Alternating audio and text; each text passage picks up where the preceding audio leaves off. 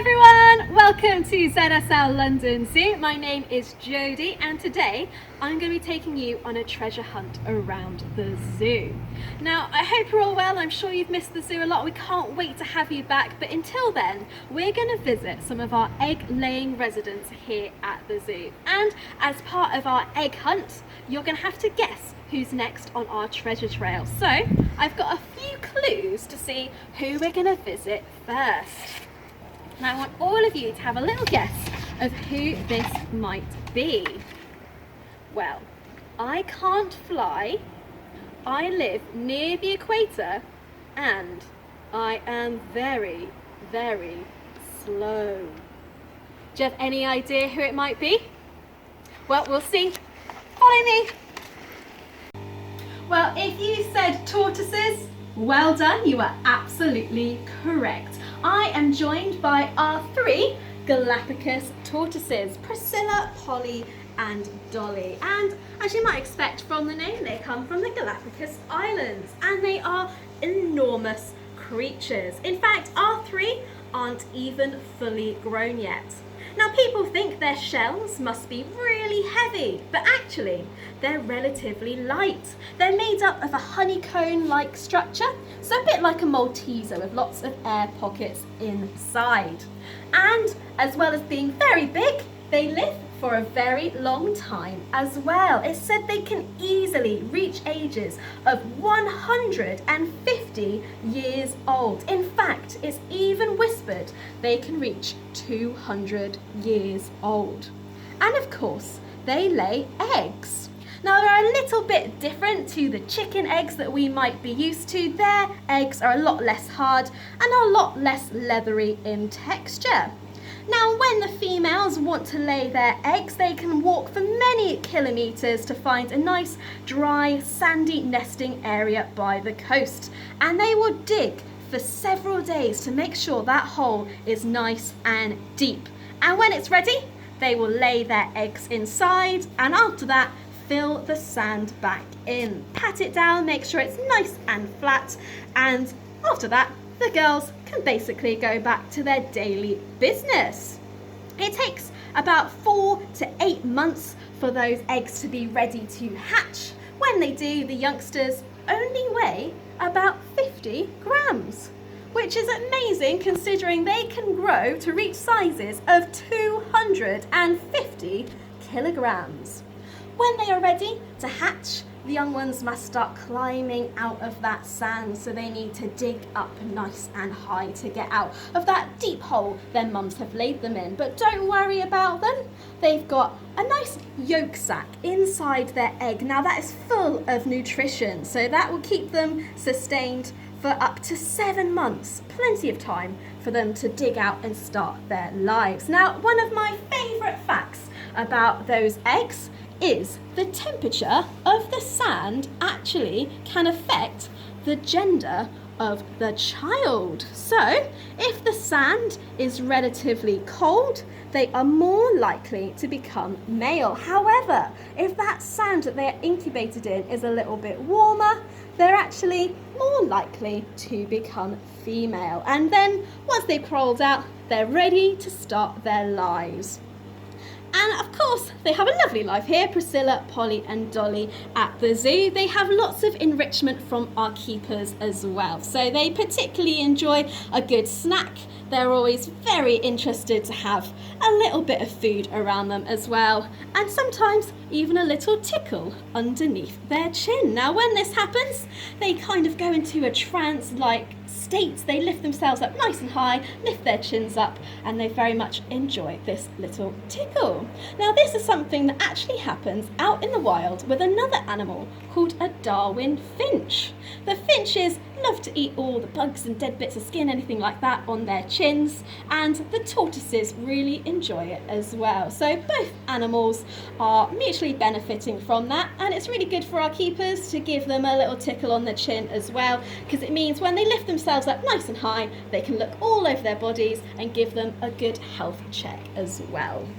Well, I hope you enjoyed meeting Priscilla, Polly and Dolly, learning a little bit more about their eggs, but of course that's only the first stop on our treasure hunt. We've got other animals to explore, so let's see the clues for our next part of our adventure. So our next animal: I live in Australia, I am the world's second largest bird, and one of my eggs weighs the same as 13 chicken eggs. Do you have any idea what it could be? Maybe. Come with me. Who said emus? If you did, well done, correct again. We are here with our wonderful emus in our outback area at London Zoo. So we've got 2 emus living here named Mr. Darcy and Mr. Bingley, and they live with our wonderful wallabies, all of whom are called Ian, and they are enjoying a nice little snack at the moment. They do sometimes have to share their food with our emus, who also like to have a bit of an afternoon snack. As I have said, these animals are the second biggest bird in the world. They are so big they can't actually fly. However, they do still have wings, and they move around very quickly when they need to. They can run at 30 miles an hour, and they use these wings like rudders so they can steer their way as they are running very, very quickly. These wings are also very useful. It gets really hot out there in Australia, and the wings can be used to cool our emus down.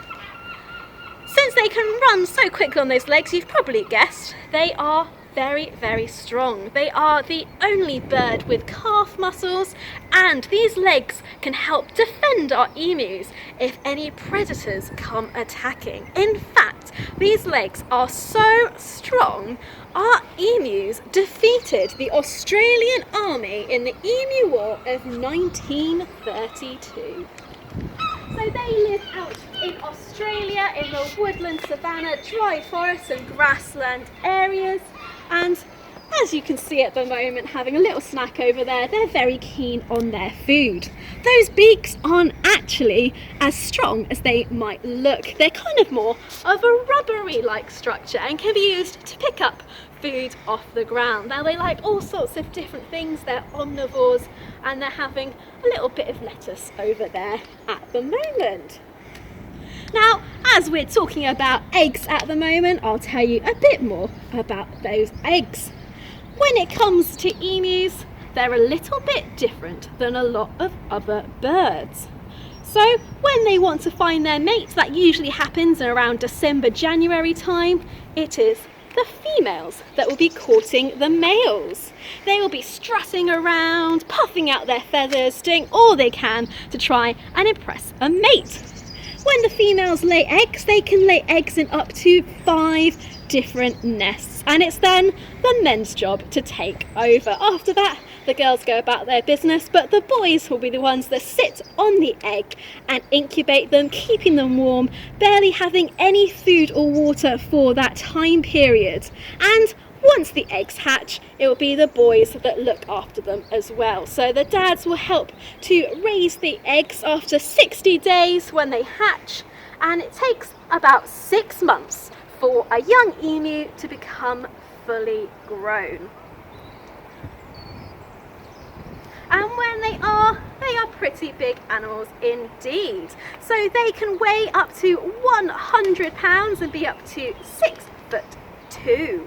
So very tall animals indeed, around the top size of a pretty tall male. And they live for about 10 to 20 years out there in the wild. Now, one very fun fact about these animals, you might have seen them on the Australian coat of arms along with a kangaroo. Now, the reason that they are on that is because neither of these animals can walk backwards, and that has been chosen as a symbol of the country always moving forward. So I hope you have enjoyed learning a little bit about our emus and their eggs, and then we're on to the next animal in our Easter egg hunt. So what clues do we have to go next?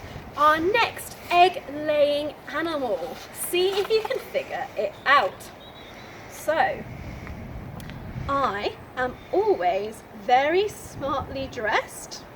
You will probably find me in the water, and I build my house out of my own poo.